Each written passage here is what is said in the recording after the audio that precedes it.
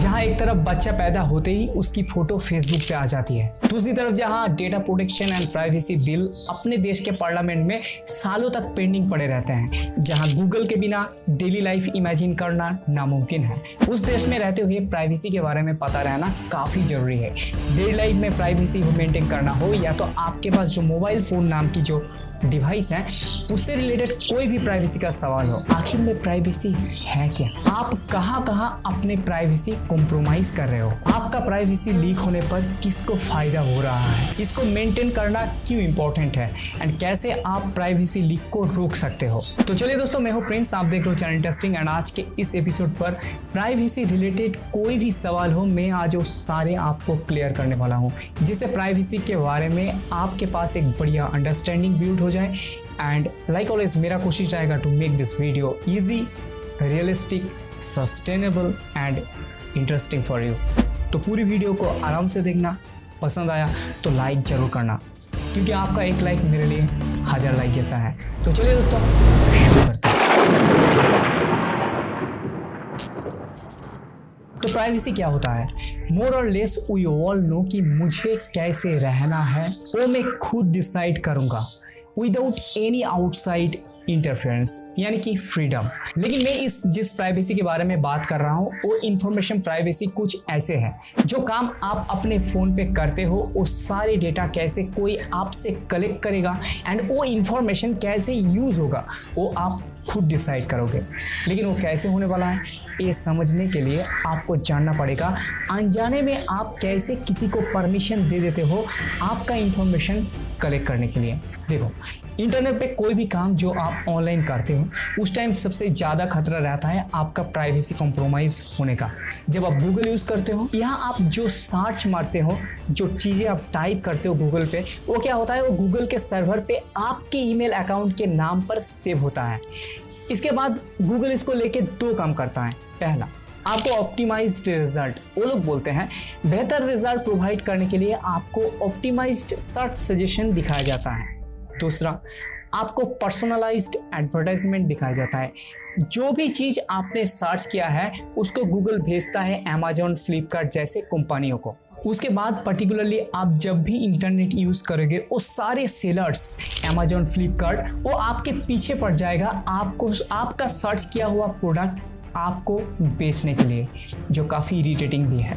अब अगर बात करें फेसबुक के बारे में, सीधा बोलूँ तो फेसबुक आपका जन्म कुंडली बनाता है आपको हर एक पॉसिबल वे में यूज़ करने के लिए। वो हो सकता है आपको एडवर्टाइजमेंट बेचने के लिए हो सकता है आपको मैनिपुलेट करके आपका वोटिंग पैटर्न चेंज करने के लिए हो, आपका पसंद नापसंद समझ के आपसे पैसा निकालने के लिए।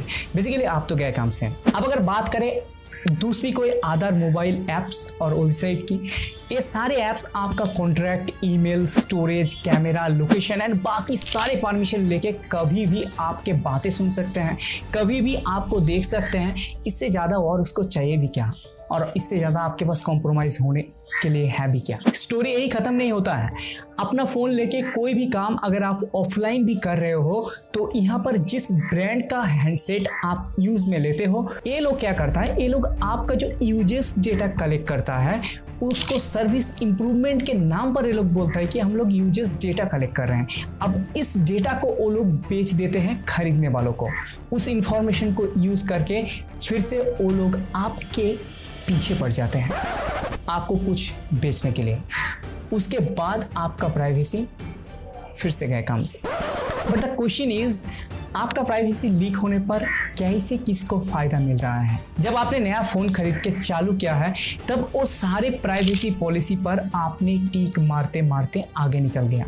आपने एक बार भी किसी पॉलिसी को खुल के भी नहीं देखा कि उसने क्यों इतना सारे टिक मारने के लिए आपको मजबूर कर रहा है, जो रियल में पॉसिबल भी नहीं है, जो उन कंपनियों को भी बढ़िया से पता है कि आप खुल के नहीं देखोगे क्या लिखा हुआ है, आप टिक मारते मारते निकल जाओगे और हम लोगों का काम बड़ी आसानी से बन जाएगी। शायद आपको याद होगा, आपने कोई भी ऐप्स इंस्टॉल करते हुआ उसने जितना सारे परमिशन आपसे मांगा है, आपने सबको यस यस यस करते करते आगे बढ़ गया।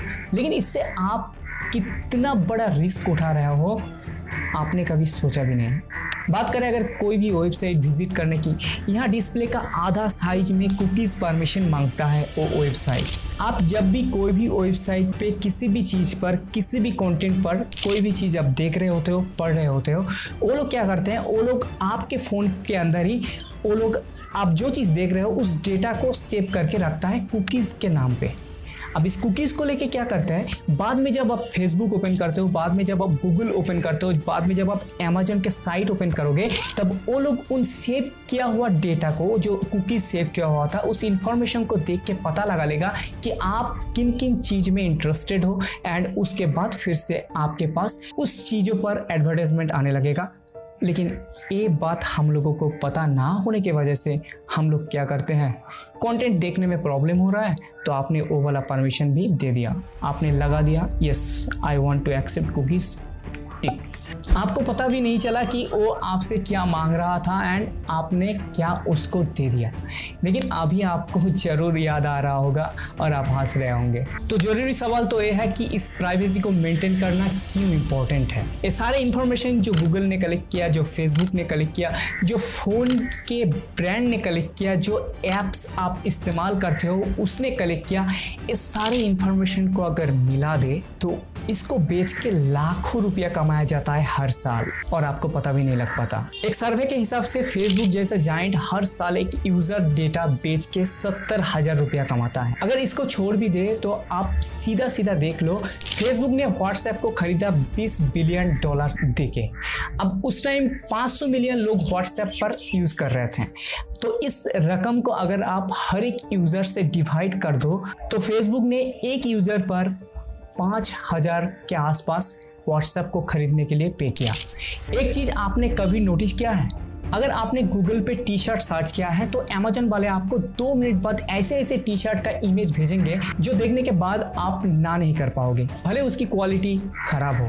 तो ऐसे हर किसी का डेटा लेके वो लोग छेड़खानी करते हैं, लेकिन हम लोगों को पता भी नहीं लग पाता कि हम लोगों का डेटा लेके क्या हो रहा है। तो मेनली आपका चॉइस यानी कि आपका फ्रीडम को छीना जाता है इस नए टेक्नोलॉजी के द्वारा। आप कौन सी पार्टी को वोट डालोगे ये भी वो लोग शायद आपका ब्रेन वॉश करके ठीक करता होगा और आपको पता भी नहीं लग पाता होगा। तो I hope you can understand why we must maintain our privacy. So that the most important question is, आपको अपना प्राइवेसी को लीक होने से रोकना है, लेकिन आप इसको कैसे रोकोगे? मैं आपके साथ तो टॉप 5 स्ट्रेटेजी शेयर करना पसंद करूंगा जो मैं खुद यूज करता हूं हर एक दिन। स्टेप नंबर 1, कोई भी एप्स इंस्टॉल करने के बाद उसने क्या परमिशन मांगा है, उसको ओनली गिव दोज परमिशन जिसके बिना वो एप्स काम नहीं कर सकता। यानी कि अगर व्हाट्सएप चला रहे हो और आप सोच रहे हो कि इसको इंटरनेट का परमिशन नहीं देते हैं, भाई व्हाट्सएप इंटरनेट के बिना कैसे काम करेगा? तो कुछ ऐसे इंफॉर्मेशन होते हैं, कुछ ऐसे परमिशन होते हैं जो आपको देना ही पड़ेगा। But from now on be careful, like camera, microphone, location, ये सारे क्रिटिकल परमिशन देते वक्त उसको रिस्क के बारे में, उसके कितना रिस्क आप उठा रहे हो इसके बारे में जरूर आपको केयरफुल रहना होगा। और एक बात, जो एप्स ऑलरेडी फ़ोन पर इंस्टॉल्ड है उस ऐप्स के सेटिंग में जाके आप उस सारे ऐप्स को दिया हुआ परमिशन वापस भी ले सकते हो for better security. Step number 2, कोई भी साइट विजिट करते हुआ कुकीज़ परमिशन बिना दिए अगर काम चला सकते हो तो उसको एक्सेप्ट मत करना, this is better for you. Step number 3, use private tab while browsing. कोई भी ब्राउजर जो आप यूज कर रहे हो, हर एक ब्राउजर के अंदर प्राइवेट विंडोज और प्राइवेट टैब अवेलेबल होता है। तो इससे क्या होता है, इससे किसी को पता नहीं लगेगा कि दिस इज यू। अगर आप कोई भी क्रिटिकल कंटेंट सर्च कर रहे हो जो आप नहीं चाहते हो और किसी को पता चले कि आपने ये चीज सर्च किया है, तो रेगुलर टैब यूज करने से अच्छा है आप न्यू प्राइवेट टैब ओपन करो एंड सर्च करने की आदत डाल लो। इसे आपको कोई टारगेट नहीं कर पाएगा and you will be safe. इससे भी ज़्यादा आजकल सर्च किया हुआ रिजल्ट को भी ये सर्च इंजन वाले मैनिपुलेट करते हैं। तो इस सर्च इंजन वाले आपके नाम पर सेव किया हुआ डेटा को यूज करके आपको ऑप्टिमाइज्ड रिजल्ट दिखाता है जो कि अपने आप पे कॉन्ट्राडिक्टेड है। एंड बिलीव मी, इससे आपको फर्क पड़ता है, क्योंकि जो चीज़ें आप अमेजोन पे खरीदने जा रहे हो, अगर किसी को 5,000 दिखा रहा है और आपको 6,000 दिखाएगा तो आपको फर्क नहीं पड़ेगा, जरूर पड़ेगा। That's why I am telling you, आप कोई भी चीज़ अगर कोई भी चीज़ ढूंढ रहे हो तो आपका नॉर्मल टैब पे कभी सर्च मारना और दूसरे टाइम उसको प्राइवेट टैब में जाके सर्च मारना, आपको रिजल्ट में फ़र्क जरूर मिलेगा और आप बड़ी आसानी से पता कर पाओगे कि आपके साथ कितना बड़ा धोखाधड़ी चल रहा है। Step number 4, only use trusted and reputation वाली सर्विस लाइक गूगल। दो it is not completely safe, but क्या करें, इससे बेहतर फ्री में अवेलेबल भी नहीं है। चाहे वो कीबोर्ड हो, जो जिस कीबोर्ड में हम लोग फ़ोन पे लिखते हैं, या browser, they can know everything. Believe me guys, आप कुछ भी लिख रहे हो, दे कैन नो एवरीथिंग। भाई आप उसका कीबोर्ड यूज़ कर रहे हो, भाई आप उसका सर्चिंग यूज़ कर रहे हो, तो आप क्या चाहते हो, आपका इंटरेस्ट क्या है, वो लोग नहीं पता कर पाएंगे यार, सब कुछ पता कर लेते हैं। टू बी फ्रैंक, मैं खुद भी EMI का ब्राउज़र यूज़ नहीं करता हूँ। I use Firefox. I don't believe in Facebook either, they are money making best and we are the victim. So कुछ भी डाउनलोड करके इंस्टॉल मत कर लेना, अगर उसके बारे में बढ़िया से पता नहीं हो तो इंस्टॉल मत करना। स्टेप नंबर 5, जो काम एनालॉग से हो सकता है, यानी कि मोबाइल फ़ोन के बिना ही पॉसिबल है, वो फ़ोन के बिना ही करना बेहतर है, क्योंकि वो ज़्यादा रिलायबल भी है एंड इससे प्राइवेसी लीक होने का खतरा भी कम रहता है। एंड इसके साथ साथ एक छोटा सा बोनस टिप्स, किसी के साथ अगर कभी भी कोई भी प्राइवेट बात करना है तो फ़ोन को जितनी दूर हो सके फ़ोन को दूर भेज दो, या तो फ़ोन को स्विच ऑफ कर दो। This is the ultimate security option, क्योंकि अभी के टाइम पे टेक्नोलॉजी के द्वारा एवरीथिंग इज़ पॉसिबल, जो कि हम लोग नहीं जानते हैं।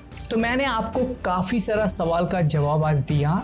नाउ आप मुझे एक बात बताओ, ये फेसबुक, ये गूगल, अमेजोन हम लोगों का डेटा लेके दूसरे को बेच रहा है और पैसा कमा रहा है, क्या हम लोगों को उसका हिस्सा नहीं मिलना चाहिए? आप क्या सोचते हो? Let me know in the comment section. क्या हम लोगों का हक नहीं मिलना चाहिए? पैसा क्या वो लोग खा जाएंगे? May be it is funny but this is very important, you know. आप क्या सोचते हो? Let me know in the comment section.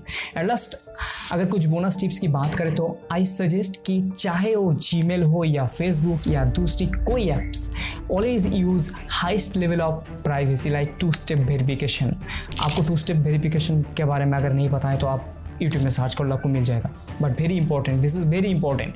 And कभी भी कोई आपसे कोई कोड मांग रहा है तो मत देना, ठीक है। फ़ोन को ऑलवेज लॉक मोड पर रखना, इससे कोई भी ऐप्स बैकग्राउंड में आपका कैमरा, माइक्रोफोन ये सब एक्सेस नहीं कर पाएगा। Don't use same password everywhere. मैं एक वीडियो बनाना चाहता हूँ, हर जगह हर किसी चीज़ का पासवर्ड कैसे आप याद रख पाओगे। अगर आप इंटरेस्टेड हो कमेंट में बता देना, मैं वीडियोस पे बनाऊंगा। So don't use same password everywhere. आपके फ़ोन के अंदर जितने भी अननेसेसरी ऐप्स हैं वो सारे अनइंस्टॉल कर दो, ज़रूरत पड़ा तो डाउनलोड कर लेना। आजकल डेटा भी काफ़ी अवेलेबल है, इससे फ़ोन का स्पीड भी थोड़ा बढ़ जाएगा, बैटरी लाइफ भी सेव हो जाएगा और आपका प्राइवेसी भी हार्ट नहीं होगा। So that's it.